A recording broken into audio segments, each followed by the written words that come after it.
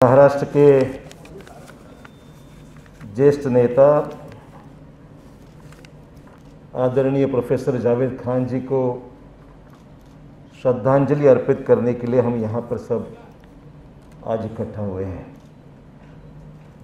महाराष्ट्र के तमाम जावेद खान साहब को चाहने वाले सभी यहाँ पर, खास करके मुंबई कांग्रेस, राष्ट्रवादी कांग्रेस और सभी नेता जो उनको पर्सनली जानते थे, जिन्होंने बहुत करीब से जावेद खान साहब को देखा था,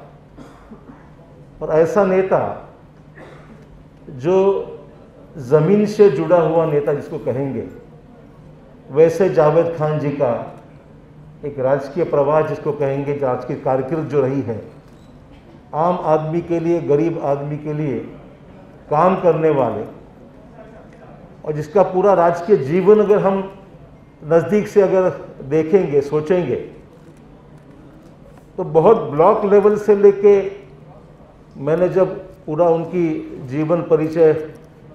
जब पढ़ा, हालांकि उनको मैं पर्सनली जानता था, महाराष्ट्र के कई वरिष्ठ नेताओं में बड़ी इज्जत से उनका नाम हमेशा लिया जाता था, और मैंने उनको जब राज्य के मंत्री बने तब से मैं उनको नज़दीक से देखा हूँ।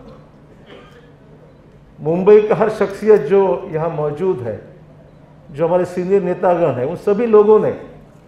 खास करके मुंबई कांग्रेस से जुड़े हुए जितने हमारे नेता कार्यकर्ता हैं, सभी लोगों ने खान साहब को उभरते हुए देखा हुआ है। उनकी जो पॉलिटिकल करियर है, वार्ड लेवल से शुरू करके ब्लॉक लेवल तक, ब्लॉक लेवल से लेके डिस्ट्रिक्ट तक, और डिस्ट्रिक्ट से लेके स्टेट तक, ये उनका लंबा समय जो गया, वो ऑर्गेनाइजेशन में काम करते हुए मुरली भाई और अन्य नेता जो मुंबई के कांग्रेस में वहाँ काम करते थे, उनके साथ में कई साल जावेद खान साहब ने अपनी पूरी पॉलिटिकल करियर बिल्कुल उन्होंने लगा दी थी। और जैसे सभी ने यहाँ जिक्र किया, एजुकेशन में उनकी खास रुचि रही। लगातार एजुकेशनल एक्टिविटीज़ को बढ़ावा देते हुए उन्होंने मुंबई में इंफ्रास्ट्रक्चर खड़ा करने का बहुत गंभीर प्रयास उनके वक्त हुआ, और मुंबई कांग्रेस में बहुत अच्छा काम जिन जिन लोगों ने किया, उसमें जावेद खान साहब का नाम बहुत ऊंचाई पे अगर किसी कहूँगा तो गलत नहीं होगा। इतना अच्छा काम उनके वक्त हुआ था। उनके निधन की वार्ता जब मालूम हुई तो थोड़ा बहुत अचंभित हुआ, आश्चर्य हुआ कि इतने जल्दी ये, पर वक्त ऐसा निकल गया, किसी को पता ही नहीं चल गया कि जावेद खान साहब अब इतनी उम्र हो ही, और इतनी मेहनत करते थे। बीच में कहीं पर मुलाकात भी उनसे होते रहती थी, पर सोचा ही नहीं था कि इतने जल्दी उनका स्वर्गवास हो जाएगा।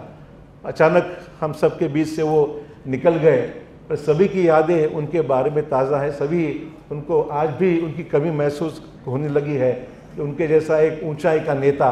आज हमारे बीच, हमारे से यहाँ निकल गया है। दोस्तों, एक तो जैसे मैंने कहा कि एजुकेशन से लगाव था। एक बच्चे के बारे में मुझे मालूम पड़ा कि 10वीं की परीक्षा में जिसको 92% मार्क मिले थे, ऐसी सुनीता कांबड़े नामक लड़की को उन्होंने, जिसकी हालत घर की बहुत ख़राब थी, फाइनेंशियल पोजीशन ख़राब थी, मुझे पता नहीं शायद आए होंगे उस परिवार के लोग, तो 92% मार्क जिस बच्ची को मिले थे, उसके पास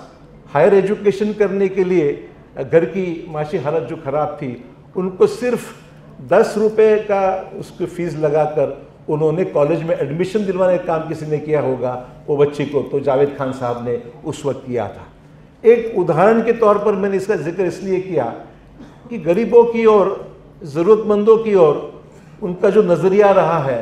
वो मदद करने की भावना, हर एक व्यक्ति को एजुकेशन पाना चाहिए, पढ़ लिख कर बड़ा होना चाहिए, ये उनकी दिली ख्वाहिश। और इसीलिए एजुकेशनल इंफ्रास्ट्रक्चर तैयार करते वक्त जब कोई गरीब व्यक्ति आता था कि भाई एजुकेशन की तकलीफ़ है, फ़ीस भरने की बिल्कुल उसकी क्षमता नहीं है, तो खान साहब ने इसमें ध्यान देकर ऐसे लोगों को मदद किए हुए कई बातें उनकी जो सामने आती हैं। तो एक भूमिका जो रही है वो गरीबों के लिए एक बिल्कुल पॉजिटिव भूमिका, और जहां मदद कर सकते हैं वो मदद उन्होंने की है। उनकी गृह निर्माण मंत्री रहे, लेबर मिनिस्टर रहे, और उस वक्त का जो सिचुएशन था, मुरली भाई हमारे मुंबई के अध्यक्ष रहे, तो उस वक्त मैंने बहुत करीब से देखा है कि जावेद खान बहुत मेहनत करने वाले थे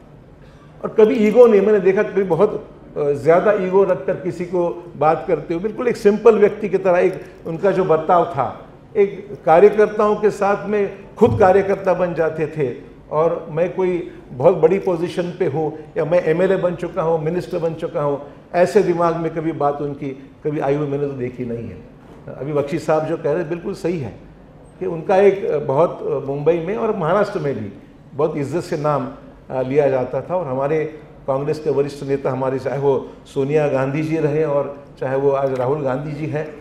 वो उस वक्त का दौर था जब राजीव गांधी जब देश के प्रधानमंत्री रहे थे, और राजीव गांधी के समय में भी जावेद खान साहब का उनका अच्छा लगातार वार्तालाप होती थी, बात होती थी। और मुंबई के कई पॉलिसी मेकिंग में जावेद खान साहब का बहुत बड़ा उसमें योगदान रहा है, ये बोल नहीं सकते। खास करके गृह निर्माण ऐसा एक डिपार्टमेंट है कि जिसके ज़रिए मुंबई में बहुत कुछ किया जा सकता था, और उनकी जो वक्त में उन्होंने जो काम किया था वो आज भी लोग भूल नहीं सकते हैं। ये